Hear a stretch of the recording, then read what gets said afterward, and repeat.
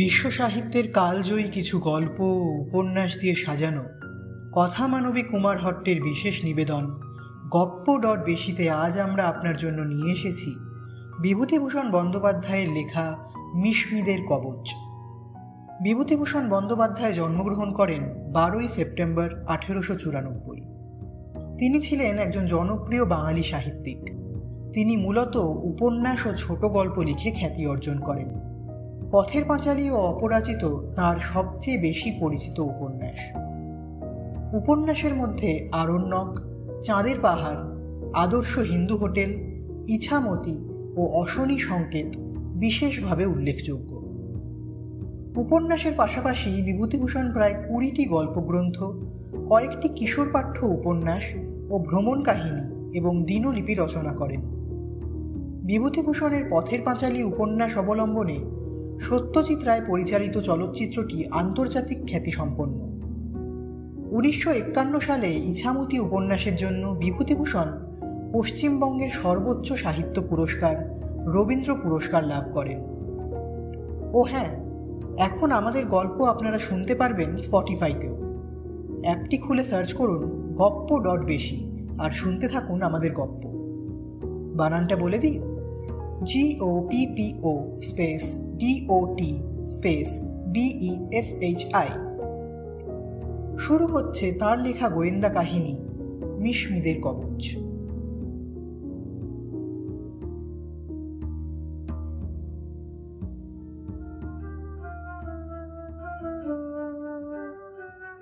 শ্যামপুর গ্রামে সেদিন নন্দোৎসব। শ্যামপুরের পাশের গ্রামে আমার মামার বাড়ি। চৌধুরী বাড়ির উৎসবে আমার মামার বাড়ির সকলের সঙ্গে আমারও নিমন্ত্রণ ছিল, সুতরাং সেখানে গেলাম। গ্রামের ভদ্রলোকেরা একটা শতরঞ্জি পেতে বৈঠকখানায় বসে আসর জমিয়েছেন। আমার বড় মামা বিদেশে থাকেন, সম্প্রতি ছুটি নিয়ে দেশে এসেছেন। সবাই মিলে তাকে অভ্যর্থনা করলে। এই যে আশু বাবু, নমস্কার। সব ভালো তো? নমস্কার। একরকম চলে যাচ্ছে। আপনাদের সব ভালো? ভালো আর কুল, জ্বরজারি সব। ম্যালেরিয়ার সময় এখন, বুঝতেই পাচ্ছেন। আপনার সঙ্গে এটিকে? ও আমার ভাগ্নে সুশীল, আজই এসেছে। নিয়ে এলাম তাই। বেশ করেছেন, বেশ করেছেন। আনবেনই তো। কি করেন বাবাজি? এখানে আমি মামাকে চোখ টেপবার সুবিধা না পেয়ে তাঁর কোড়ে আঙুলটা টিপে দিলাম। মামা বললেন, ও আপিসে চাকরি করে কলকাতায়। বেশ বেশ, এসো বাবাজি, বসো এসে এদিকে। মামার আঙুল টিপবার কারণটা বলি। আমি কলকাতার বিখ্যাত প্রাইভেট ডিটেকটিভ নিবারণ সোমের অধীনে শিক্ষানবিশি করি। কথাটা প্রকাশ করবার ইচ্ছা ছিল না আমার। নন্দোৎসব এবং আনুষঙ্গিক ভোজন পর্ব শেষ হলো। আমরা বিদায় নেবার তোড়জোড় করছি, এমন সময় গ্রামের জনৈক প্রৌঢ় ভদ্রলোক আমার মামাকে ডেকে বললেন, কাল আপনাদের পুকুরে মাছ ধরতে যাবার ইচ্ছে আছে, সুবিধে হবে কি? বিলক্ষণ, খুব সুবিধে হবে। আসুন না গাঙ্গুলি মশাই, আমার ওখানেই তাহলে দুপুরে খাওয়া দাওয়া করবেন। কিন্তু না না না না, তা আবার কেন? আপনার পুকুরে মাছ ধরতে দিচ্ছেন এই কত, আবার খেয়ে বিব্রত করতে যাব কেন? তাহলে মাছ ধরা হবে না বলে দিচ্ছি। মাছ ধরতে যাবেন কেবল ওই এক শর্তে। গাঙ্গুলি মশাই হেসে রাজি হয়ে গেলেন। পরদিন সকালের দিকে হরিশ গাঙ্গুলি মশাই মামার বাড়িতে এলেন। পল্লী গ্রামের পাকা ঘুঘু মাছ ধরায়, সঙ্গে 6 গাছা ছোট বড় ছিপ, দুখানায় হুইল লাগানো, বাকি সব বিনা হুইলের। টিনে ময়দার চাট, কেঁচো, পিঁপড়ের ডিম, তামাক খাওয়ার সরঞ্জাম, আরো কত কি। মামাকে হেসে বললেন, এলাম বড়বাবু আপনাকে বিরক্ত করতে। আচ্ছা, একটা লোক লাগিয়ে গোটা কত কঞ্চি কাটিয়ে যদি দেন, কেঁচোর চার লাগাতে হবে। মামা জিজ্ঞেস করলেন, এখন বসবেন না ও বেলা? না, এ বেলা বসা হবে বলে মনে হয় না।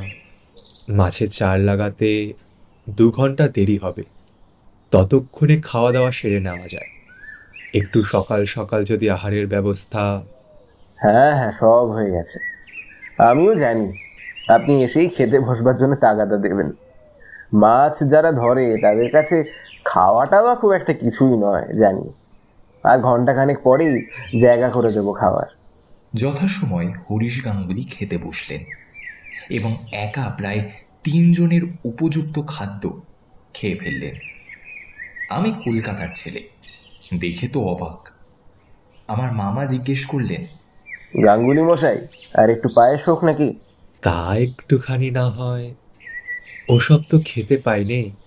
বাড়িতে মেয়ে মানুষ নেই, বৌমারা থাকেন বিদেশে আমার ছেলের কাছে, কেউ সব করে দেবে। তা গাঙ্গুলি মশাই কি একাই থাকেন?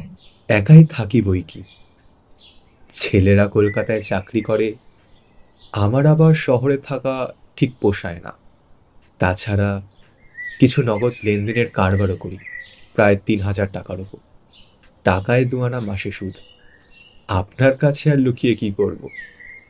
কাজেই বাড়ি না থাকলে চলে কই, লোকে প্রায়ই আসছে টাকা দিতে নিতে। গাঙ্গুলি মশাই এই কথাগুলি যেন বেশ একটু গর্বের সঙ্গে বললেন।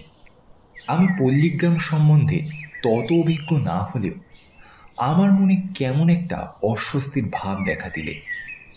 টাকা কড়ির কথা এভাবে লোকজনের কাছে বলে লাভ কি? বলা নিরাপদ নয়। শোভনতা ও রুচির কথা যদি বাদই দিই, গাঙ্গুলি মশাইকে আমার বেশ লাগলো। মাছ ধরতে ধরতে আমার সঙ্গে তিনি অনেক গল্প করলেন। থাকেন তিনি খুব সামান্যভাবে, কোনো আড়ম্বর নেই। খাওয়া দাওয়ার বিষয়েও কোনো ঝঞ্ঝাট নেই তার। এই ধরনের অনেক কথাই হলো। মাছ তিনি ধরলেন বড় বড় 2টো, ছোট গোটা 4-5। আমার মামাকে অর্ধেক করে দিতে চাইলেন। মামা নিতে চাইলেন না, বললেন, তা আবার কেন গাঙ্গুলি মশাই? পুকুরে মাছ ধরতে এসেছেন, তা খাজনা নাকি? গাঙ্গুলি মশাই জিভ কেটে বললেন, আরে রামু, তাই বলে কি বলছি, রাখুন অন্তত গোটা 2। না গাঙ্গুলি মশাই, মাফ করবেন, তা নিতে পারবো না। ও নেওয়ার নিয়ম আমাদের নেই। অগত্যা গাঙ্গুলি মশাই চলে গেলেন। আমায় বলে গেলেন, তুমি বাবাজি একদিন আমার ওখানে যেও একটা ছুটিতে। তোমার সঙ্গে আলাপ করে বড় আনন্দ হলো আজ। কে জানত যে তার বাড়িতে আমাকে অল্প দিনের মধ্যেই যেতে হবে, তবে সম্পূর্ণ অন্য কারণে, অন্য উদ্দেশ্যে। গাঙ্গুলি মশাইয়ের সঙ্গে খোশ গল্প করার জন্য নয়। গাঙ্গুলি মশাই চলে গেলে আমি মামাকে বললাম, আপনি মাছ নিলেন না কেন? উনি দুঃখিত হলেন নিশ্চয়ই। মামা হেসে বললেন, তুমি জানো না, নিলেই দুঃখিত হতেন। উনি বড় কৃপণ। তা কথার ভাবে বুঝেছি। কি করে বুঝলে? অন্য কিছু নয়, বউ ছেলেরা কলকাতায় থাকে, উনি থাকেন দেশের বাড়িতে। একটা চাকর কি রাঁধুনি রাখেন না, হাত পুড়িয়ে এ বয়সে রেঁধে খেতে হয়, তাও স্বীকার করেন। অথচ হাতে 2 পয়সা বেশ আছে। আর কিছু লক্ষ্য করলে? বড় গল্প বলা স্বভাব। আমার ধারণা একটু বাড়িও বলেন। ঠিক ধরেছ। মাছ নিইনি তার আরেকটি কারণ, উনি মাছ দিয়ে গেলে সব জায়গায় সে গল্প করে বেড়াবেন। আর লোকে ভাববে আমরা কি চামার পুকুরে মাছ ধরেছে বলে ওর কাছ থেকে মাছ নিয়েছি। না না মামা, এটা আপনার ভুল। এ কথা ভাববার কারণ কি লোকেদের? তা কখনো কেউ ভাবে?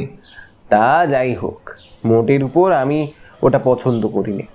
উনি একটা বড় ভুল করেন মামা বাবু। টাকার কথা অমন বলে বেড়ান কেন? ওটা ওর স্বভাব, সর্বত্র ওই করেন। যেখানে বসবেন সেখানেই টাকার গল্প করেও আজ আসছেন বহুদিন। দেখাতে চান হাতে 2 পয়সা আছে। আমার মনে হয় ও স্বভাবটা ভালো নয়, বিশেষ করে এই সব পাড়া গায়ে। একদিন আপনি একটু সাবধান করে দেবেন না? সে হবে না। তুমি ওকে জানো না হে, বড্ড একগুঁয়ে।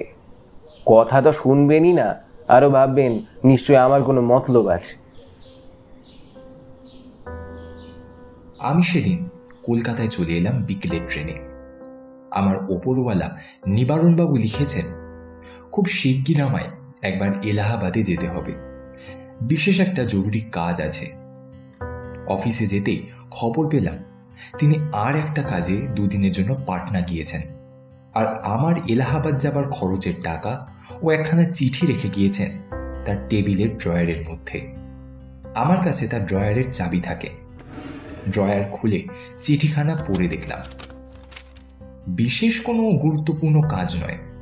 এলাহাবাদ গভর্নমেন্ট থাম্ব ইমপ্রেশন ব্যুরোতে যেতে হবে, কয়েকটা দাগি বদমাইশের বুড়ো আঙুলে ছাপের একটা ফটো নিতে। মিস্টার শো বুড়ো আঙুলের ছাপ সম্বন্ধে একজন অভিজ্ঞ ব্যক্তি। এলাহাবাদের কাজ শেষ করতে আমার লাগলো মাত্র একদিন। 8-10 দিন রয়ে গেলাম তবুও। সেদিন সকালবেলা হঠাৎ মিস্টার সোমের একটা টেলিগ্রাম পেলাম। একটা জরুরি কাজের জন্য আমায় সেই দিনই কলকাতায় ফিরতে লিখেছেন, আমি যেন এলাহাবাদে দেরি না করি।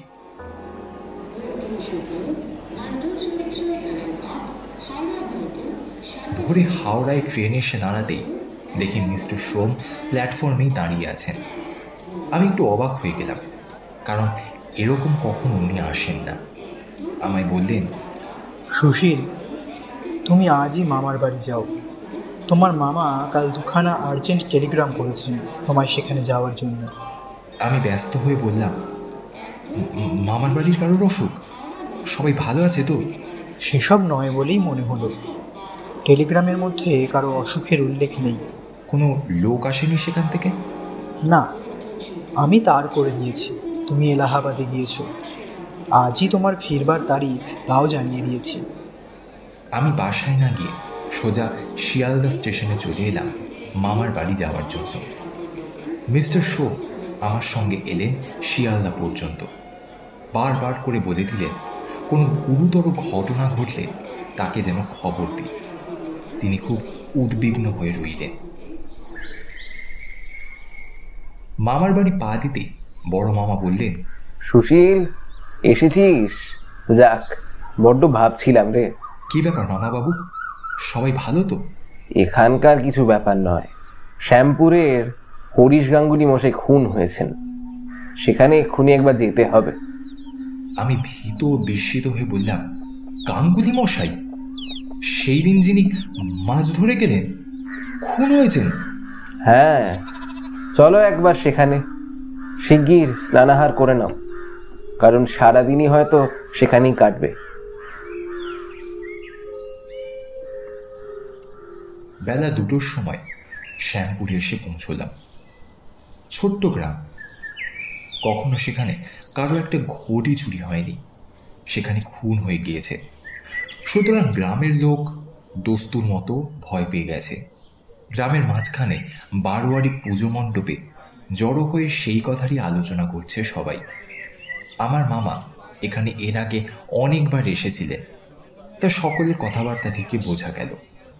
আমার কথা বিশেষ কেউ জিজ্ঞেস করলো না, বা আমার সম্বন্ধে কেউ কোনো আগ্রহও দেখালো না। কেউ জানে না আমি প্রাইভেট ডিটেকটিভ মিস্টার সোমের শিক্ষানবিশ ছাত্র। এসব অজপাড়াগায় ওর নামই কেউ শোনেনি, আমাকে সেখানে কে চিনবে? মামা জিজ্ঞেস করলেন, লাশ নিয়ে গিয়েছে? ওরা বলল আজ সকালে নিয়ে গেছে, পুলিশও এসেছিল। আমি ওদের বললাম, ব্যাপারটা কিভাবে ঘটল? আজ হলো শনিবার, কবে তিনি খুন হয়েছেন?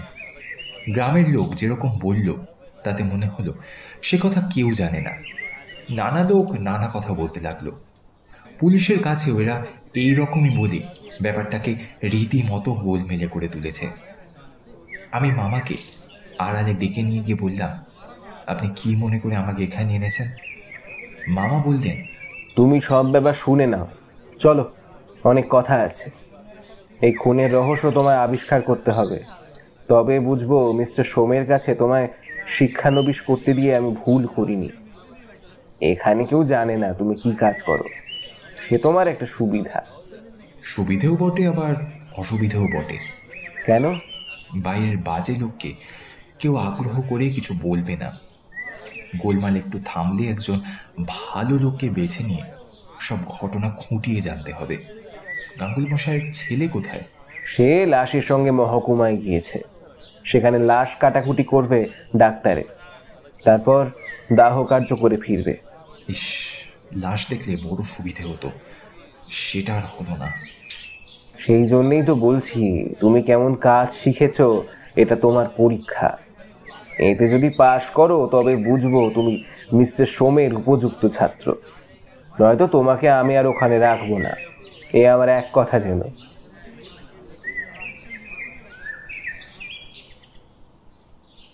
তারপর গাঙ্গুলি মশাইয়ের বাড়ি গেলাম। গিয়ে দেখি যেখানটাতে গাঙ্গুলি মশাইয়ের বাড়ি তার দুই দিকে ঘন জঙ্গল, একদিকে দূরে একটা গ্রাম্য কাঁচা রাস্তা, একদিকে বাড়ি। আমি গাঙ্গুলি মশাইয়ের ছেলের কথা জিজ্ঞেস করে জানলাম সে এখনো মহকুমা থেকে ফেরেনি, তবে একটি প্রৌঢ়ার সঙ্গে দেখা হলো। শুনলাম তিনি গাঙ্গুলি মশাইয়ের আত্মীয়া। তাকে জিজ্ঞেস করলাম গাঙ্গুলি মশাইকে শেষ কবে দেখেছিলেন? বুধবার। কখন? বিকেল 5টার সময়। কিভাবে দেখেছিলেন? সেদিন হাটবার ছিল, উনি হাটে যাবার আগে আমার কাছে পয়সা চেয়েছিলেন। কিসের পয়সা? সুদের পয়সা। আমি ওর কাছে 2 টাকা ধার নিয়েছিলাম ও মাসে। আপনার পর আর কেউ দেখেছিল? গাঙ্গুলি মশাইয়ের বাড়ির ঠিক পশ্চিম দিকে যে বাড়ি, সেই দিকে আঙুল দিয়ে দেখিয়ে প্রৌঢ়া বললেন, ওই বাড়ির রায়পিসি আমার বড় তাকে দেখেছিলেন? আমি বৃদ্ধা রায়পিসির বাড়ি গিয়ে তাকে প্রণাম করতেই বৃদ্ধা আমায় আশীর্বাদ করে একখানা পেঁড়ি বার করে দিয়ে বললেন, এসো এসো বাবা, বসো। আমি সংক্ষেপে আমার পরিচয় দিয়ে বললাম, আপনি কি একাই থাকেন এ বাড়িতে? হ্যাঁ বাবা, আমার তো কেউ নেই, মেয়ে জামাই আছে, তারা দেখাশুনো করে। মেয়ে জামাই এখানেই থাকেন? তারা এখানেও থাকে, আবার তাদের দেশ এখান থেকে 4 ক্রোশ দূর সাধুহাটি গাঁয়ে, সেখানেও থাকে। গাঙ্গুলি মশাইকে আপনি বুধবারে কখন দেখেন? তা বাবা, রাত্রিরে যখন উনি হাট থেকে ফিরলেন তখন আমি বাইরের রোয়াকে বসে জপ করছিলাম।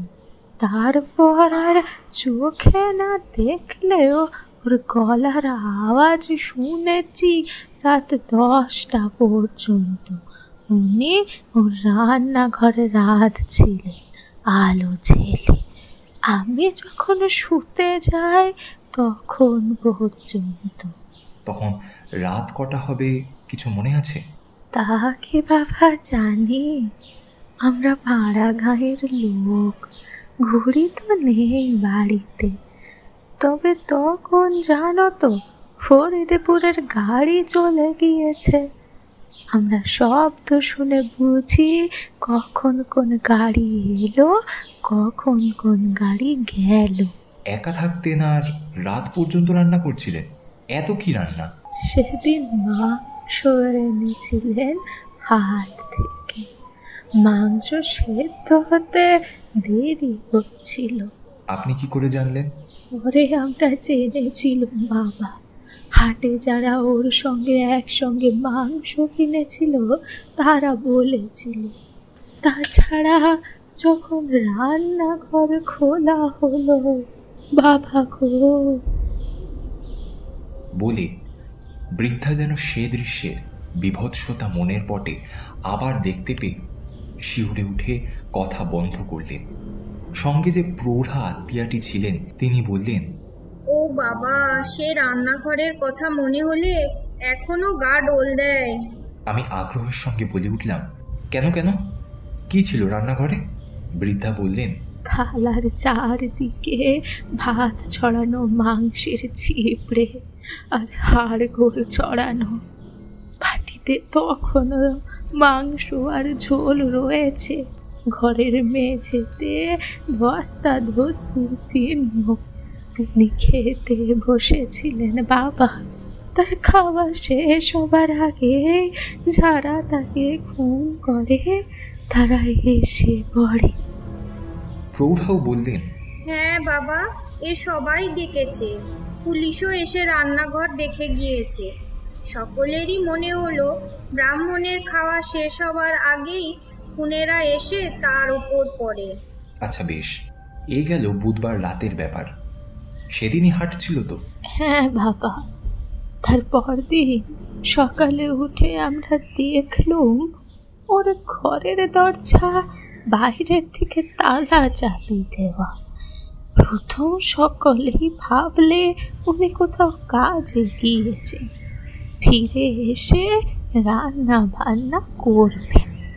কিন্তু যখন বিকেল হয়ে গেল ফিরলেন না, তখন আমরা ভাবলুম উনি ওর ছেলেদের কাছে কলকাতায় গেছে।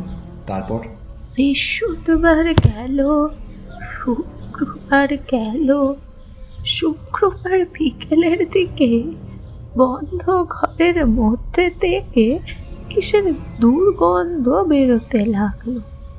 তাও সবাই ভাবলে ভাদ্র মাস, গাঙ্গুলে মশাই হয়তো তাল কুড়িয়ে ঘরের মধ্যে রেখে গিয়েছিলেন, তাই পচে অমন গন্ধ বেরোচ্ছে। শনিবার আপনারা কোন সময় টের পেলেন যে তিনি খুন হয়েছেন? শনিবারে গিয়ে ভদ্রলোকদের কাছে আমি সব বললুম। অনেকে জানতো না যে গাঙ্গুলি মশাইকে কদিন গায়ে দেখা যায়নি। তখন সকলেই এলো, গন্ধ তখন খুব বেড়েছে। পচা তালের গন্ধ বলে মনে হচ্ছে না। তখন কি করলেন আপনারা? তখন সকলে জানলা খোলবার চেষ্টা করলে, কিন্তু সব জানালা ভেতর থেকে বন্ধ। দোর ভাঙায় সব ব্যস্ত হলো সবাই। পরের ঘরের দোর ভেঙে ঢোকা ঠিক নয়। এরপর যদি তা নিয়ে কোনো কথা ওঠে, তখন চৌকিদার আর দফাদার ডেকে এনে তাদের সামনে দোর ভাঙা হলো। আচ্ছা, কি দেখা গেল? দেখলুম তিনি ঘরের মধ্যে মরে পড়ে আছেন, মাথায় ভারী জিনিস দিয়ে মারার দাগ। মেঝে কুড়ে রাশিকৃত মাটি বার করা, ঘরের বাক্স প্যাটরা সব ভাঙা চোরা, সব তছনছ করেছে জিনিসপত্র। তারপর ও ছেলেদের টেলিগ্রাম করা হলো। এছাড়া আর কিছু আপনারা জানেন না? না বাবা, এমন কিছুই জানি নে। তবে হ্যাঁ বাবা, যখন এত করে জিজ্ঞেস করছো, তখন একটা কথা আমার এখন মনে হচ্ছে। কি বলুন? উনি ভাত খাওয়ার পরে রোজ রাত্রিরে কুকুর ডেকে এঁটো পাতা কি পাতের ভাত তাদের দিতেন। রোজ রোজ ওর গলার ডাক শোনা যেত, কিন্তু সেদিন আমি তার শুনিনে। ঘুমিয়ে পড়েছিলেন হয়তো? না না বাবা, বুড়ো মানুষ, ঘুম কি এত সহজে আসে? চুপ করে এক কোনায় শুয়ে থাকি। সেদিন আর ওর কুকুরকে ডাক দেওয়ার আওয়াজ আমার কানে আসেনি। ভালো করে জেরা করার ফল অনেক সময় বড় চমৎকার হয়। মিস্টার সোম প্রায়ই বলেন, লোককে বারবার করে প্রশ্ন জিজ্ঞেস করবে যা হয়তো তার মনে নেই বা খুঁটিনাটির ওপর সে তত জোর দেয়নি। তোমার জেরায় তা তারও মনে পড়বে। সত্য বার হয়ে আসে অনেক সময় ভালো জেরার গুণে। সেদিনই আমার সঙ্গে গাঙ্গুলি মশাইয়ের ছেলে শ্রীগোপালের দেখা হলো। সে তার বাবার দাহকার্য শেষ করে ফিরে আসছে কাঁচা গলায়। আমি তাকে আড়ালে ডেকে নিজের আসল পরিচয় দিলাম। শ্রীগোপালের চোখ দিয়ে দরদর করে জল পড়তে লাগলো। সে আমাকে সব রকমের সাহায্য করবে প্রতিশ্রুতি দিল। আমি বললাম, কার উপরে আপনার সন্দেহ হয়? কার কথা বলবো বলুন তো? বাবার একটা দোষ ছিল, টাকার কথা জাহির করে বেড়াতেন সবার কাছে। কত জায়গায় এসব কথা বলেছেন তাদের মধ্যে কে কাজ করলো কি করে বলি বলুন তো? আচ্ছা, একটা কথা জিজ্ঞেস করব, কিছু মনে করবেন না। আপনার বাবার কত টাকা ছিল জানেন? বাবা আমাদের কখনো বলতেন না, তবে আন্দাজ 2000-এর বেশি নগদ টাকা ছিল না ওর কাছে। সে টাকা কোথায় থাকতো?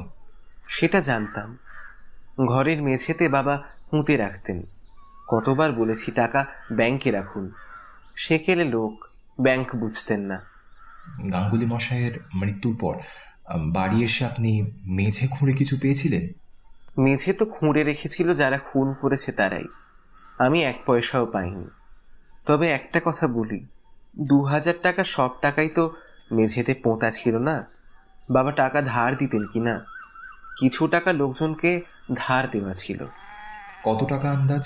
সেদিক থেকেও তো সমস্যা, বাবার খাতাপত্র সব ওই সঙ্গে চুরি হয়ে গিয়েছে।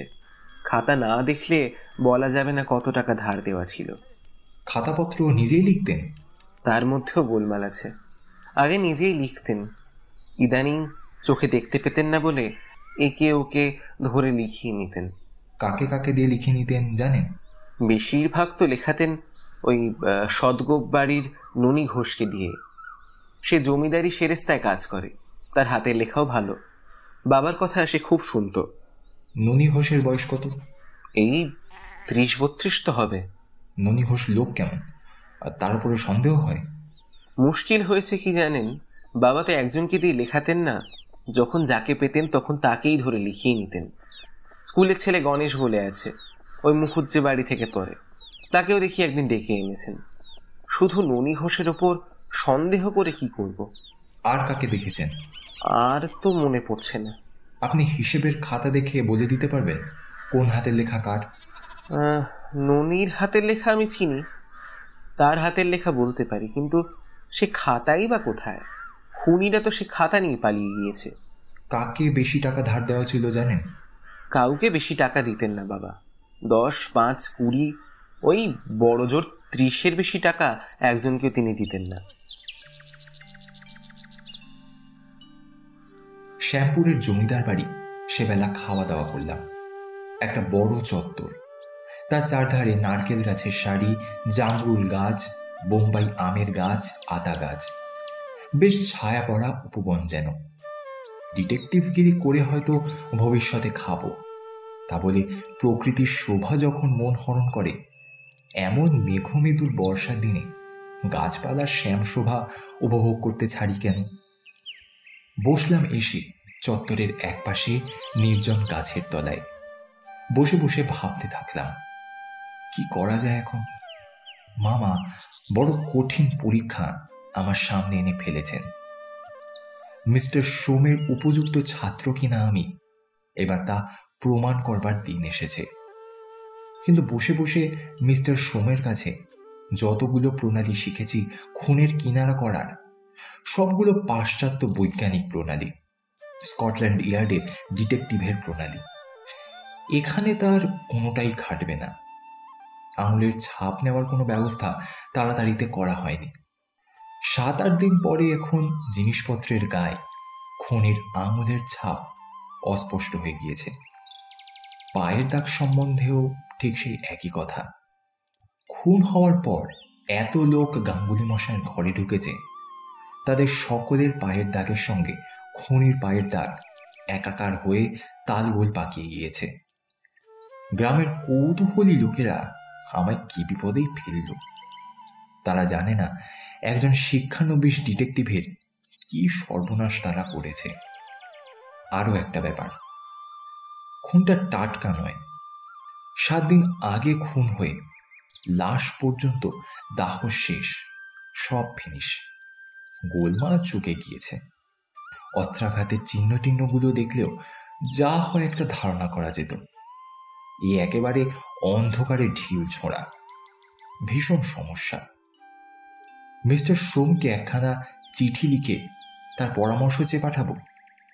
এমন অবস্থায় পড়লে তিনি নিজে কি করতেন জানাতে বলবো, কিন্তু তাও তো উচিত নয়। মামা যখন বলেছেন এটা যদি আমার পরীক্ষা হয়, তবে পরীক্ষার হলে যেমন ছেলেরা কাউকে কিছু জিজ্ঞেস করে নেয় না, আমায় তাই করতে হবে। যদি এর কিনারা করতে পারি, তবে মামা বলেছেন আমাকে এই লাইনে রাখবেন, নয়তো মিস্টার সোমের কাছ থেকে ছাড়িয়ে নেবেন, নিয়ে হয়তো কোনো আর্টিস্টের কাছে রেখে ছবি আঁকতে শেখাবেন, বা বড় দর্জির কাছে রেখে শার্ট তৈরি, পাঞ্জাবি তৈরি শেখাবেন। তবে শিক্ষানবিশের প্রথম পরীক্ষা হিসেবে পরীক্ষা যে বেশ কঠিন, এতে কোনো ভুল নেই। বসে বসে আরো অনেক কথা ভাবলাম। হিসেবের খাতা যে লিখত, সে নিশ্চয়ই জানতো ঘরে কত টাকা মজুদ, বাইরে কত টাকা ছড়ানো। তার পক্ষে জিনিসটা জানা যত সহজ, অপরের পক্ষে তত সহজ নয়। এই বিষয়েও একটা গোলমাল আছে। গাঙ্গুলি মশাই টাকার গর্ব মুখে করে বেড়াতেন যেখানে সেখানে। কত লোক শুনেছে, কত লোক হয়তো জানতো। একটা কথা আমার হঠাৎ মনে এলো, কিন্তু কাকে কথাটা জিজ্ঞেস করি? ননী ঘোষের বাড়ি গিয়ে ননী ঘোষের সঙ্গে দেখা করা একবার বিশেষ দরকার। তাকে এ কথা জিজ্ঞেস করতে হবে। সে নাও বলতে পারে অবশ্য, তবু একবার জিজ্ঞেস করতে দোষ নেই। ননী ঘোষ বাড়িতেই ছিল। আমায় সে চেনে না। একটু তাচ্ছিল্য ও ব্যস্ততার সঙ্গে বলল, এই দরকার বাবু, বাড়ি কোথায় আপনার? আমি বললাম, তোমার সঙ্গে দরকারি কথা আছে। ঠিক উত্তর দাও, মিথ্যে বললেই বিপদে পড়ে যাবে। ননির মুখ শুকিয়ে গেল। দেখলাম সে ভয় পেয়েছে। বুঝেছে যে আমি গাঙ্গুলি মশাইয়ের খুন সম্পর্কে তদন্ত করতে এসেছি। নিশ্চয়ই পুলিশের সাদা পোশাক পরা ডিটেকটিভ। সে এবার বিনয় কাঁচুমাচু হয়ে বলল, বাবু যা জিজ্ঞেস করেন করুন। গাঙ্গুলি মশাইয়ের খাতা তুমি লিখতে? ননি ইতস্তত করে বলল, তা আমিও লিখেছি দু একদিন। আর ওই গণেশ বলে একটা স্কুলের ছেলে আছে, তাকে দিয়েও। আমি ধমক দিয়ে বললাম, স্কুলের ছেলের কথা হচ্ছে না, তুমি লিখতে কিনা? ননি ভয় ভয় বললে, আগে তা লিখতাম। কতদিন লিখেছ? মিথ্যে কথা বললেই কিন্তু ধরা পড়ে যাবে। ঠিক বলবে। প্রায় লিখতাম, 2 বছর ধরে লিখছি। আর কে লিখত? ওই যে স্কুলের ছেলে গণেশ। তার কথা ছেড়ে দাও। তার বয়স কত? 15-16 হবে। আর কে লিখত? আর সরফরাজ তরফদার লিখত। সে এখন। সরফরাজ তরফদারের বয়স কত? কি করত? সে এখন মারা গিয়েছে। কতদিন মারা গিয়েছে? 2 বছর হবে। এইবার একটা কথা জিজ্ঞেস করি, গাঙ্গুলি মশাইয়ের কত টাকা বাইরে ছিল জানো? প্রায় 2000 টাকা। মিথ্যে বলো না, খাতা পুলিশের হাতে পড়েছে। মিথ্যে বললেই কিন্তু মারা যাবে। না বাবু, মিথ্যে বলিনি, 2000ই হবে। ঘরে মজুদ কত ছিল? তা জানি না। আবার বাজে কথা, ঠিক বলো। বাবু আমায় মেরে ফেলুন আর যাই করুন, মজুদ টাকা কত তা আমি কি করে বলবো? গাঙ্গুলি মশাই আমার সে টাকা দেখায়নি তো। খাতায় মজুদ টেবিল লেখা থাকতো না। একটা আন্দাজ তো আছে। আন্দাজ কত ছিল বলে তোমার মনে হয়? আন্দাজ আর 700-800 টাকা। কি করে আন্দাজ করলে? ওর মুখের কথা থেকে তাই আন্দাজ হতো। গাঙ্গুলি মশাইয়ের মৃত্যুর কতদিন আগে তুমি শেষ খাতা লিখেছিলে? প্রায় 2 মাস আগে। 2 মাসের মধ্যে আমি খাতা লিখিনি, আপনার পায়ে হাত দিয়ে বলছি। তাছাড়া খাতা বেরোলে হাতের লেখা দেখেই তো আপনি বুঝবেন। কোনো মোটা টাকা কি তার মারা যাওয়ার আগে কোনো খাতক শোধ করেছিল বলে তুমি মনে করো? না বাবু, ঊর্ধ্ব সংখ্যা 30 টাকার বেশি তিনি কাউকে ধার দিতেন না, সেটা খুব ভালো করেই জানি। মোটা টাকা মানে 200-100 টাকা কাউকে তিনি কখনো দেননি। এমনও তো হতে পারে 5 জন খাতক 30 টাকা করে শোধ দিয়ে গেল একদিনে, 150 টাকা হলো। তা হতে পারে বাবু, কিন্তু তা সম্ভব নয়। একদিনে 5 জন খাতকে টাকা শোধ দেবে না। আর একটা কথা বাবু, ওরা শোধ দেয় পৌষ মাসে, আবার ধার নেয় ধান পাট বুনবার সময় চৈত্র বৈশাখ মাসে। এ সময় লেনদেন বন্ধ থাকে। কোনো কিছুর সন্ধান পাওয়া গেল না ননির কাছে। তবুও আমার সন্দেহ সম্পূর্ণভাবে গেল না।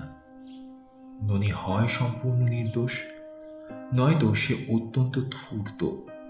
মিস্টার সোম একটা কথা সবসময় বলেন, বাইরের চেহারা বা কথাবার্তার দ্বারা কখনো মানুষের আসল রূপ জানবার চেষ্টা করতে নেই, করলেই ঠকতে হয়।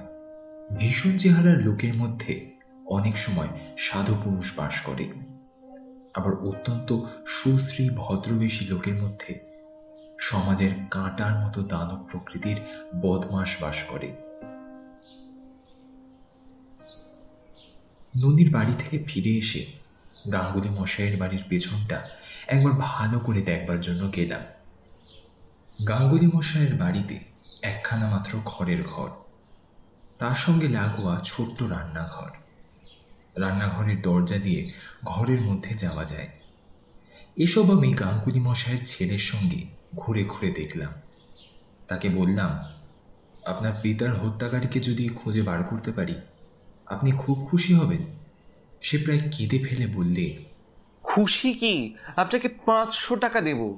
টাকা দিতে হবে না, আমায় সাহায্য করুন। আর কাউকে ঠিকমতো বিশ্বাস করতে পারি না। নিশ্চয়ই করব, আপনি বলুন কি করতে হবে। আমার সঙ্গে সঙ্গে আসুন আপাতত, তারপর বলবো যখন যা করতে হবে। আচ্ছা চলুন তো, বাড়ির পিছন দিকটা একবার দেখি। বড় জঙ্গল তো, ওদিকে যাবেন? জঙ্গল বন ওসব দেখলে তো আমাদের চলবে না, চলুন দেখি। সত্যি ঘন আগাছার জঙ্গল আর বড় বড় বন্য গাছের ভিড় বাড়ির পেছনেই। পাড়া গায়ে যেমন হয়ে থাকে, বিশেষ করে এই শ্যামপুরে জঙ্গল একটু বেশি। বড় বড় ভিটে লোকশূন্য ও জঙ্গলাবৃত হয়ে পড়ে আছে বহুকাল থেকে। ম্যালেরিয়ার উৎপাতে দেশ উচ্ছন্নে গিয়েছিল 20-30 বছর আগে। এখন পাড়ায় পাড়ায় নলকূপ হয়েছে জেলা বোর্ডের অনুগ্রহে। ম্যালেরিয়াও অনেক কমেছে, কিন্তু লোক আর ফিরে আসেনি। জঙ্গলের মধ্যে বর্ষার দিনে মশার কামড় খেয়ে হাত পা ফুলে উঠল। আমি প্রত্যেকটা জায়গা তন্ন তন্ন করে দেখলাম। 7-8 দিনের আগের ঘটনা। পায়ের চিহ্ন যদি কোথাও থাকতে পারে তা এখানেই থাকা সম্ভব। কিন্তু জায়গাটা দেখে হতাশ হতে হলো। জমিটা মুঠো ঘাসে ঢাকা। বর্ষায় সে ঘাস বেড়ে হাত খানিক লম্বা হয়েছে। তার উপর পায়ের দাগ থাকা সম্ভব নয়। আমার মনে হলো খুনি রাত্রে এসেছিল ঠিক এই পথে। সামনের পথ লোকালয়ের মধ্যে দিয়ে, কখনোই সে পথে আসতে সাহস করে না। অনেকক্ষণ তন্ন তন্ন করে খুঁজে দেখেও সন্দেহজনক কোনো জিনিস চোখে পড়ল না। কেবল এক জায়গায় একটা শেওড়া গাছের ডাল ভাঙা অবস্থায় দেখে আমি গাঙ্গুলি মশাইয়ের ছেলেকে বললাম, এই ডালটা ভেঙে কে দাতন করেছিল? আপনি? গাঙ্গুলি মশাইয়ের ছেলে আশ্চর্য হয়ে বলল, না, আমি এই জঙ্গলে দাঁতন কাঠি ভাঙতে আসবো কেন? না, তাই জিজ্ঞেস করছি। আপনি কি করে জানলেন ডাল ভেঙে কেউ দাঁতন করেছে? ভালো করে চেয়ে দেখুন, এরকম ঘুরিয়ে ঘুরিয়ে মুচড়ে ভেঙেছে ডালটা। তাছাড়া এতগুলো শেওড়া ডালের মধ্যে একটি মাত্র ডাল ভাঙা। মানুষের হাতেই যে ভাঙা বেশ বোঝা যাচ্ছে। দাঁতন কাঠি সংগ্রহ ছাড়া অন্য কি উদ্দেশ্যে এভাবে একটি ডাল কেউ ভাঙতে পারে? আপনার দেখবার চোখ তো অদ্ভুত, আমার তো মশাই চোখেই পড়তো না। আচ্ছা দেখে বলুন তো, কতদিন আগে এই ডালটা ভাঙা হয়েছে? অনেক দিন আগে নিশ্চয়ই। খুব বেশি দিন আগে মনে হয় নয়। মোচড়ানো অংশের গোড়াটা দেখে মনে হয় 6-7 দিন আগে। এর চেয়ে নিখুঁতভাবে বলা যায় ওই অংশের সেলুলোজ অনুবীক্ষণ দিয়ে পরীক্ষা করলে ধরা পড়বে। আমি গাছের ভাঙা ডালটা কেটে নিয়ে যাব, একটা দান অন্ত দয়া করে। গাঙ্গুলি মশাইয়ের ছেলের মুখ দেখে বুঝলাম সে বেশ একটু অবাক হয়েছে। ভাঙা দাঁতন কাঠি নিয়ে আমার এত মাথা ব্যথার কী কারণ সে বুঝতে পারছে না। সে পিছন ফিরে দা আনতে যেতে উদ্যত হলো, কিন্তু 2-4 পা গিয়েই থমকে দাঁড়িয়ে ঘাসের মধ্যে থেকে কি একটা জিনিস হাতে তুলে নিয়ে বললে, এটা কি? আমি তার হাত থেকে জিনিসটা নিয়ে দেখলাম।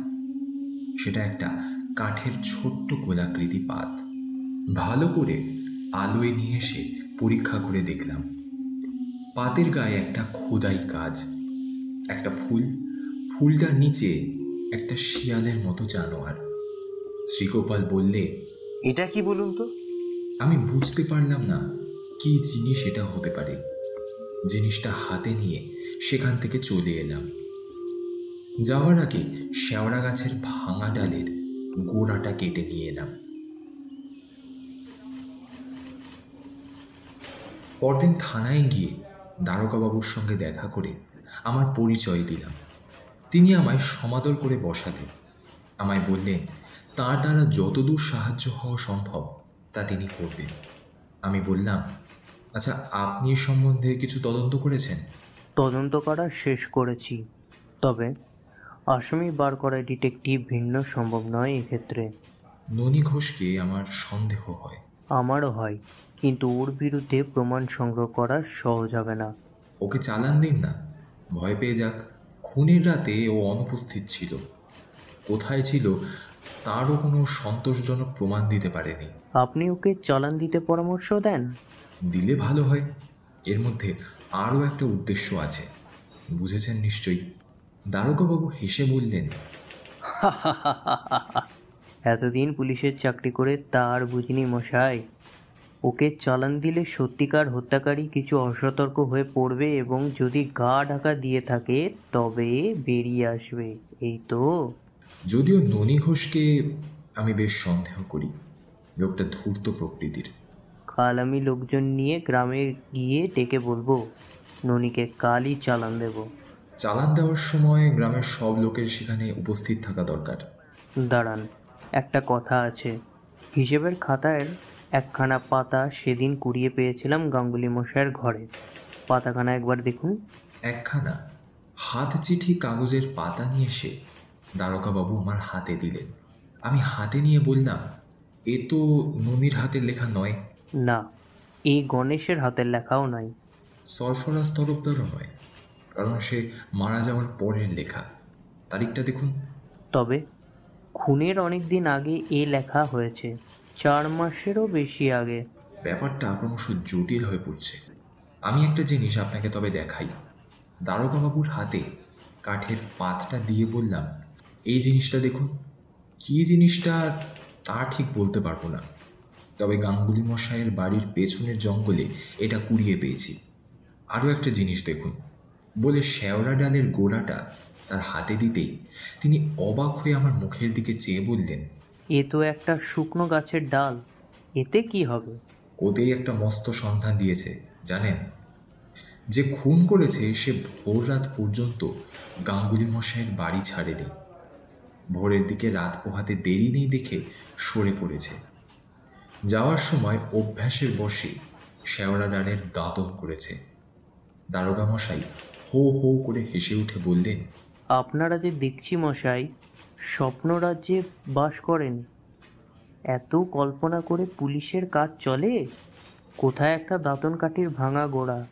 আমি জানি আমার গুরু মিস্টার শোভ একবার একটা ভাঙা দেশলাইয়ের কাঠিকে সূত্র ধরে আসামি পাকড়েছিলেন। বেশ, আপনিও ধরুন না দাঁতন কাঠি থেকে, আমার আপত্তি কি? যদি আমি এটাকে এত প্রয়োজনীয় মনে না করতাম তবে এটা এতদিন সঙ্গে নিয়ে বেড়াই। যে দুটো জিনিস পেয়েছি তাদের মধ্যে পরস্পর সম্বন্ধ আছে, এও আমার বিশ্বাস। কীরকম? যে দাঁতন কাঠি ভেঙেছে তার বা তার দলের লোকেরা এই কাঠের পাতাখানা কি? থাক, সে কথা পরে বলবো। আর একটা সন্ধান দিয়েছে এই দাঁতন কাঠিটা। সেটা এই, দোষীর বা দোষীর দলের কারোর দাঁতন করবার অভ্যেস আছে। দাঁতন করবার যার প্রতিদিনের অভ্যেস নেই সে এরকম দাঁতন নিপুণভাবে মজুর দিয়ে ভাঙতে জানবে না, এবং সম্ভবত সে বাঙালি এবং পল্লী গ্রামবাসী। হিন্দুস্তানিরা দাঁতন করে, কিন্তু দেখবেন তারা শেওড়া ডালের দাঁতন করতে জানে না। তারা নিম বা বাবলা গাছের দাঁতন কাঠি ব্যবহার করে। এই লোকটা বাঙালি, এ বিষয়ে কোনো ভুল নেই। সেই দিনই আমি কলকাতায় মিস্টার শোভের সঙ্গে দেখা করলাম। শেওড়া ডালের গোড়াটা আমি তাকে দেখাইনি। কাঠের পাতটা তার হাতে দিয়ে বললাম, এটা কি বলে আপনি মনে করেন? তিনি জিনিসটা দেখে বললেন, এ তুমি কোথায় পেলে?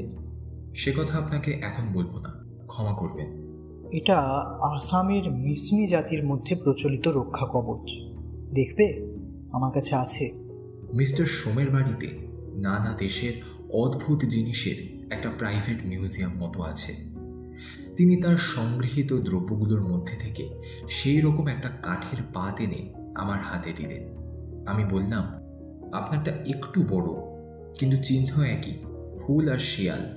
এটা ফুল নয়, নক্ষত্র, দেবতার প্রতীক। আর নিচে উপাসনাকারী মানুষের প্রতীক পশু। কোন দেশের জিনিস বললেন? নাগা পর্বতের নানা স্থানে এই কবচ প্রচলিত, বিশেষ করে ডিব্রু সদিয়া অঞ্চলে। আমি তার হাত থেকে আমার পাতটা নিয়ে তারপর বললাম, এই শেওড়া ডালটা কদিনের ভাঙা বলে মনে হয়? তিনি বললেন, ভালো করে রেখে দেব। আচ্ছা, বসু।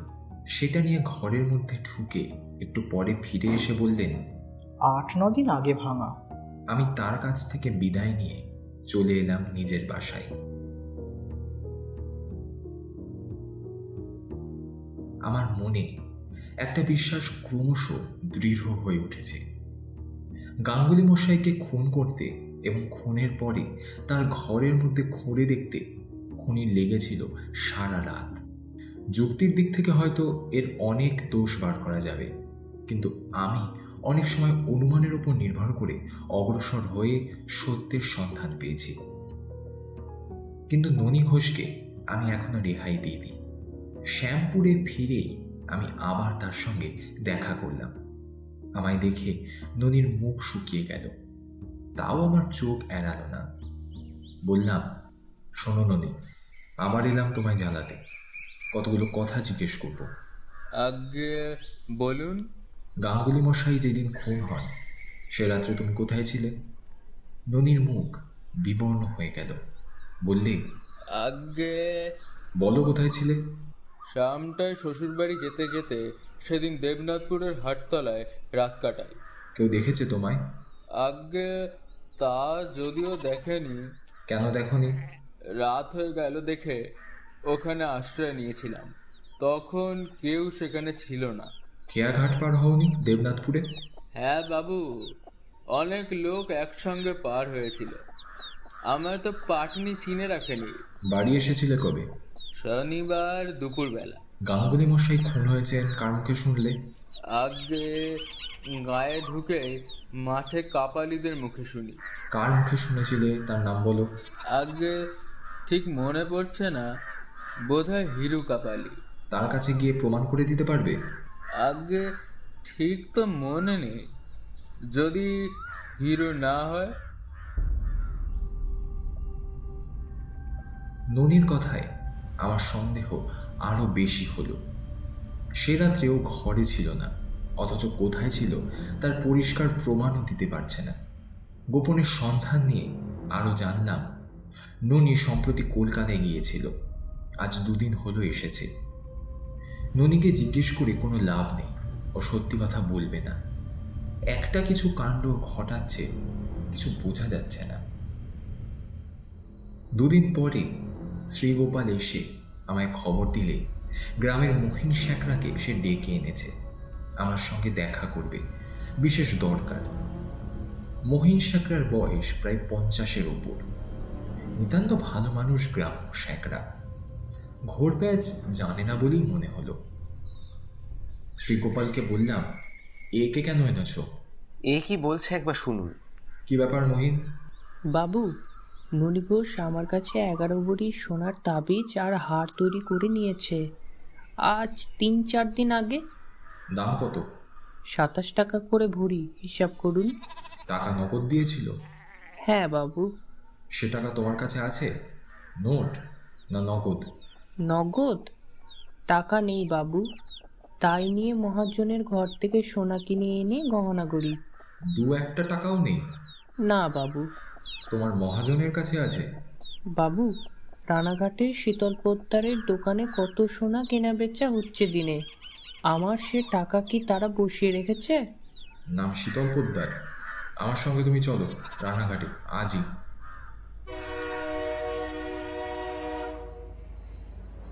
বেলা 3টে ট্রেনে মহিন শেখরাকে নিয়ে রানাঘাটের শীতল পোদ্দারের দোকানে হাজির হলাম।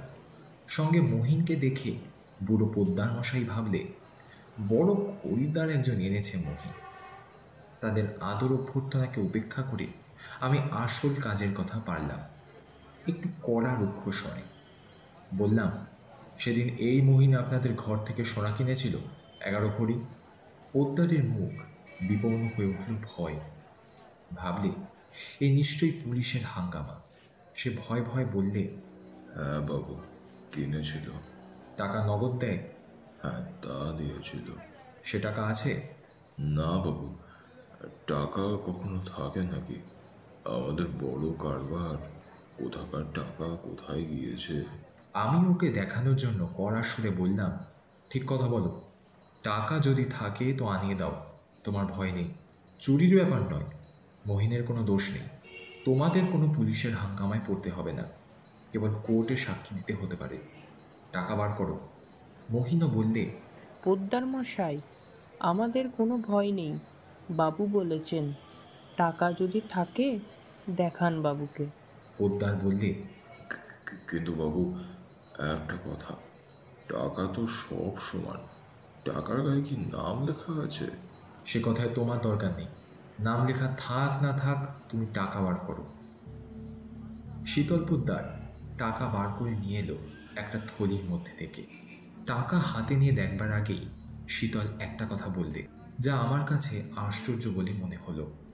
সে বললে, বাবু, এগুলো পুরনো টাকা, মোটাটোটা ছিল বলে মনে হয়, এ চুরির টাকা নয়। আমি প্রায় চমকে উঠলাম ওর কথা শুনে। মহিন শেখরার মুখ দেখি বিবর্ণ হয়ে উঠেছে। আমি বললাম, তুমি কি করে জানলে এ পুরনো টাকা? দেখুন, আপনিও হাতে নিয়ে, পুরনো কলঙ্ক ধরার উপর। এই দেখলে আমাদের চোখে কি চিনতে বাকি থাকে বাবু? এই নিয়ে কারবার করছি যখন। কতদিনে পুরনো টাকায়? তা 20-25 বছরের।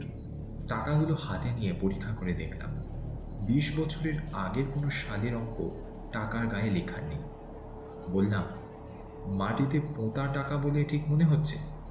নিশ্চয়ই বাবু, পেতলের হাড়িতে পোতা ছিল, পেতলের কলঙ্ক লেগেছে টাকার গায়ে। আচ্ছা, তুমি এই টাকা আলাদা করে রেখে দাও। আমি পুলিশ নই, কিন্তু পুলিশ শিগগির আসবে, এ টাকা চাইবে, মনে থাকে যেন। শীতল পোদ্দার আমার সামনে হাত জোর করে দাঁড়িয়ে অন্যয় সুরে বললে, ভাই বাবু, দেখবেন আমি যেন এর মধ্যে জড়িয়ে না পড়ি। কোনো দোষে দোষী নই বাবু। মহিন আমার পুরনো খাতক আর খদ্দের, ও কোথা থেকে টাকা এনেছে তা আমি কেমন করে জানবো বলুন? মহিনকে নিয়ে দোকানের বাইরে চলে এলাম। দেখি ও ভয় কেমন বিবর্ণ হয়ে উঠেছে। বললাম, কি মহিন, তোমার ভয় কি? তুমি গাঙ্গুলি মশাইকে খুন করোনি তো? মহিন বললে, খুন? গাঙ্গুলি মশাইকে? কি যে বলেন বাবু? দেখলাম ওর সর্বশরীর যেন থরথর করে কাঁপছে। কেন? ওর এত ভয় হলো কিসের জন্য? আমরা ডিটেকটিভ, আসামি ধরতে বেরিয়ে কাউকে সাধু বলে ভাবা আমাদের স্বভাব নয়। মিস্টার সোম আমার শিক্ষাগুরু। তার একটা মূল্যবান উপদেশ হচ্ছে, যে বাড়িতে খুন হয়েছে বা চুরি হয়েছে সে বাড়ির প্রত্যেককেই খুনি বা চোর ভাবতে হবে, প্রত্যেককে সন্দেহের চোখে দেখতে হবে, তবে খুনের কিনারা করা যাবে, নতুবা পদে পদে ঢুকতে হবে। ননী ঘোষ তো আছেই এর মধ্যে। এই সন্দেহ আমার এখন বদ্ধমূল হলো। বিশেষ করে টাকা দেখবার পরে আদৌ সে সন্দেহ না থাকবারই কথা। কিন্তু এখন আবার একটা সন্দেহ এসে উপস্থিত হলো, এই মহিন শেখরার সঙ্গে খুনের কি কোনো সম্পর্ক আছে? কথাটা ট্রেনে বসে ভাবলাম। মহিনও কামরার একপাশে বসে আছে। সে আমার সঙ্গে একটা কথাও বলেনি। জানলা দিয়ে পাণ্ডুর বিবর্ণ মুখে ভীত চোখে বাইরের দিকে শূন্য দৃষ্টিতে চেয়ে আছে। মহিনের যোগাযোগে ননী ঘোষ খুন করেনি তো? দুজনে মিলে হয়তো এ কাজ করেছে। কিংবা এমনও কি হতে পারে না যে মোহিনী খুন করেছে, ননী ঘোষ নির্দোষ? তবে একটা কথা, ননী ঘোষের হাতেই খাতাপত্র, কত টাকা আসছে যাচ্ছে ননি তো জানত। মহিন শেখরা সে খবর কি করে রাখবে? তখনই একটা কথা মনে পড়ল। গাঙ্গুলি মশাই ছিলেন সরল প্রাণ লোক, যেখানে সেখানে নিজের টাকা কড়ির গল্প করে বেড়াতেন, সবাই জানে। মহিনকে বললাম, তোমার দোকানে অনেকে বেড়াতে যায় না? মহিনও যেন চমকে উঠে বলল, হ্যাঁ বাবু। গাঙ্গুলি মশাইও যেতেন? তা যেতেন বই কি বাবু। গিয়ে গল্প টল্প করতেন? তা করতেন বই কি বাবু। টাকা কড়ির কথা কখনো বলতেন তোমার দোকানে বসে? সেটা তো তার স্বভাব ছিল, সে কথাও বলতেন মাঝে মাঝে। ননি ঘোষের সঙ্গে তোমার খুব মাখামাখি ভাব ছিল? আমার দোকানে আসতো গহনা গড়াতে, আমার খদ্দের। তাছাড়া সে আমার গাঁয়ের লোক। খুব মাখামাখি ভাব আর এমনি কি থাকবে, যেমন থাকে। তুমি আর ননি দুজনে মিলে গাঙ্গুলি মশাইকে খুন করে টাকা ভাগাভাগি করে নিয়েছ, ঠিক কিনা? এই প্রশ্ন করেই আমি ওর মুখের দিকে তীক্ষ্ণ দৃষ্টিতে চেয়ে দেখলাম। ভয়ের রেখা ফুটে উঠল ওর মুখে। ও আমার মুখের দিকে বড় বড় চোখ করে বললে, কি যে বলেন বাবু, আমি ব্রহ্মহত্যার পাতক হব টাকার জন্যে? দোহাই ধর্ম, আপনাকে সত্যি কথা বলছি বাবু। কিছু বুঝতে পারা গেল না। কেউ কেউ থাকে নিপুণ ধরনের স্বাভাবিক অভিনেতা, তাদের কথাবার্তা হাবভাবে বিশ্বাস করলেই ঠকতে হয়। এ আমি কতবার দেখেছি। শ্যামপুরে ফিরে আমি গাঙ্গুলি মশাইয়ের ছেলে শ্রীগোপালের সঙ্গে দেখা করলাম। শ্রীগোপাল বললে, থানা থেকে দারোগা বাবু আর ইন্সপেক্টর বাবু এসেছিলেন, আপনাকে খুঁজছিলেন। তুমি গয়নার কথা কিছু বললে নাকি তাদের? না, আমি কেন সে কথা বলতে যাব? আমাকে কোনো কথা তো বলে দেননি। বেশ করেছ। ওরা আপনার সেই কাঠের তক্তা মতো জিনিসটা দেখতে চাইছিলেন। কেন? সে কথা তো কিছু বলেননি। ও জিনিস তারা দেখতেই পারেন, আমি তাদের দিয়ে দিতে প্রস্তুত আছি, কিন্তু তারা কিছু পারবেন বলে আমার ধারণা নেই। বিকেলের দিকে আমি নির্জনে বসে অনেকক্ষণ ভাবলাম। আমার দৃঢ় বিশ্বাস মিশমি জাতির কাষ্ঠ নির্মিত রক্ষা কবচের সঙ্গে এই খুনির যোগ আছে। সেই রক্ষা কবচ প্রাপ্তি এমন একটা অপ্রত্যাশিত ঘটনা যে আমার কাছে সেটা রীতিমতো সমস্যা হয়ে উঠছে ক্রমশ। ননী ঘোষের সঙ্গে ওই সম্পর্ক এমন নিবিড় হয়ে উঠেছে যেটা আর কিছুতেই উপেক্ষা করা চলে না। শীতল পোদ্দারের দোকানের টাকার কথা যদি পুলিশকে বলি, তবে তারা এক্ষুনি ননীকে গ্রেপ্তার করবে। কিন্তু সেদিক থেকে মস্ত বাধা হচ্ছে সে টাকা যে ননী ঘোষ দিয়েছিল মহিনকে, তার প্রমাণ কি? মহিনের কথার উপর নির্ভর করা ছাড়া এক্ষেত্রে অন্য কোনো প্রমাণ নেই।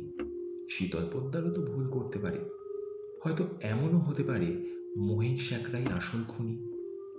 তার দোকানে বসে গাঙ্গুলি মশাই কখনো টাকার গল্প করে থাকবেন, তারপর সুবিধে পেয়ে মহিন গাঙ্গুলি মশাইকে খুন করেছে। পোতা টাকা পোদ্দারের দোকানে চালিয়ে এখন ননীর ওপর দোষ চাপাচ্ছে। ননী ঘোষের সঙ্গে সন্ধ্যার সময় দেখা করলাম। ওকে দেখেই কিন্তু আমার মনে কেমন সন্দেহ হলো। লোকটার মধ্যে কোথায় কি গলদ আছে। ও খুব সাচ্চা লোক নয়। আমাকে দেখে প্রতিবারই ও কেমন যেন হয়ে যায়। লোকটা ধূর্তও বটে, ওর চোখ মুখের ভাবেও সেটা বোঝা যায় বেশ। ওকে জিজ্ঞেস করলাম, তুমি মহিনের দোকান থেকে তাবিজ গুড়িয়েছ সম্প্রতি? ননী বিবর্ণ মুখে আমার দিকে চেয়ে বললে, হ্যাঁ তা হ্যাঁ বাবু। অত টাকা হঠাৎ পেলে কোথায়? আমরা 3 পুরুষে ঘি মাখনের ব্যবসা করি। টাকা হাতে ছিল, তা ভাবলাম নগদ টাকা পাড়াগায়ে রাখা। টাকা নগদ দিয়েছিলে না নোটে? নগদ। সব টাকা তোমার ঘি মাখন বিক্রির টাকা? হ্যাঁ বাবু।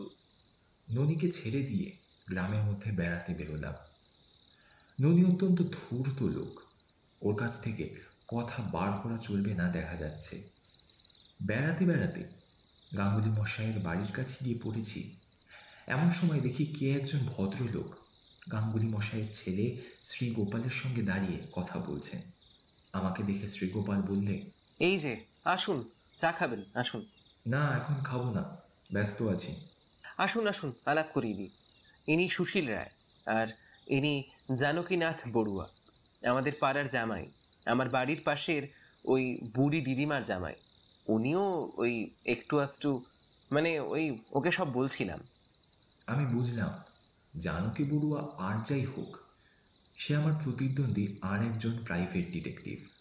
মনটা হঠাৎ যেন বিরূপ হয়ে উঠল শ্রীগোপালের প্রতি। সে আমার ওপর এরই মধ্যে আস্থা হারিয়ে ফেলেছে এবং কোথা থেকে আর একজন গোয়েন্দা আমদানি করে তাকে সব ঘটনা খুলে বলছিল।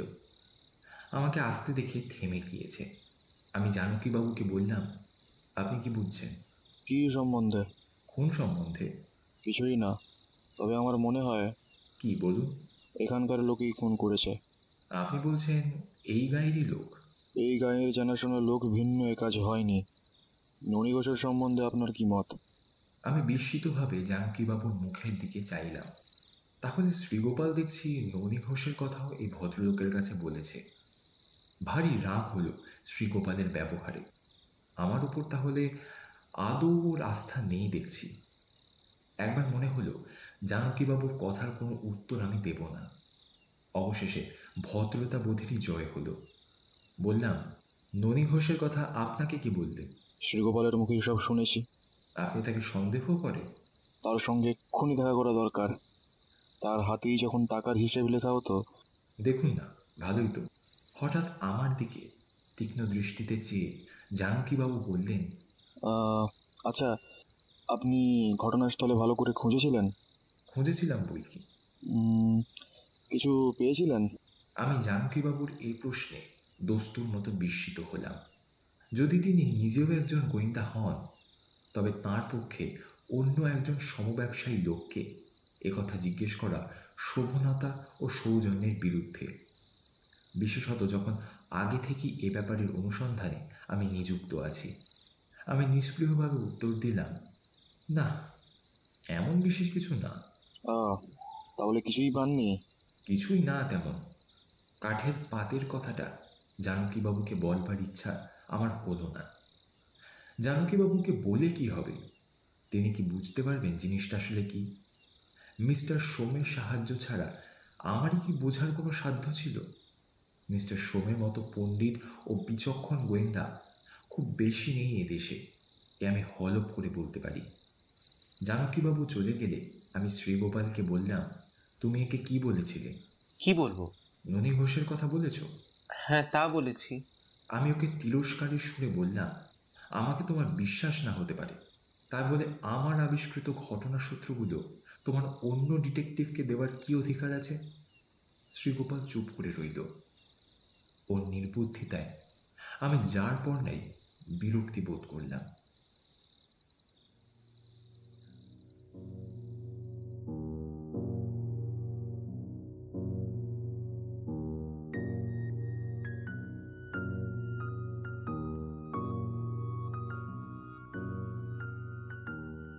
শুনছিলেন বিভূতিভূষণ বন্দ্যোপাধ্যায়ের লেখা মিশমিদের কবচ। আজ প্রথম পর্ব।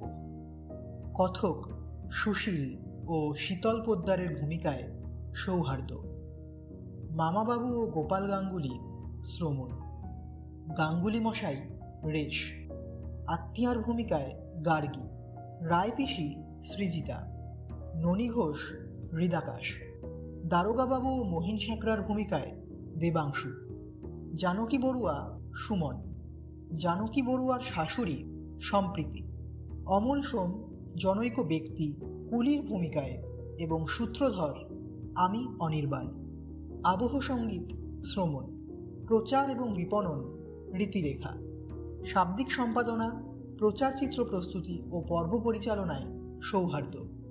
আশা করি আমাদের আজকের এই নিবেদন আপনাদের ভালো লেগেছে। এভাবেই পাশে থাকবেন আমাদের। আগামী দিনে আরও অনেক গপ্প নিয়ে হাজির হবে টিম গপ্প.বেশি। ধন্যবাদ।